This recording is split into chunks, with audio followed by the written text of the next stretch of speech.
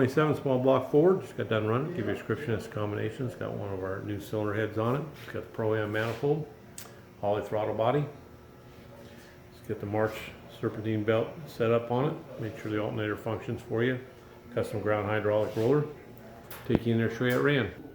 Alrighty, 3,400, 496 foot-pounds of torque, peak torque 518, peak horsepower 508. So everything's good. We rated it at 520. Front end's got on it. That's about 15 or 20. So get her off there in a crate. Come your way. Have a great day.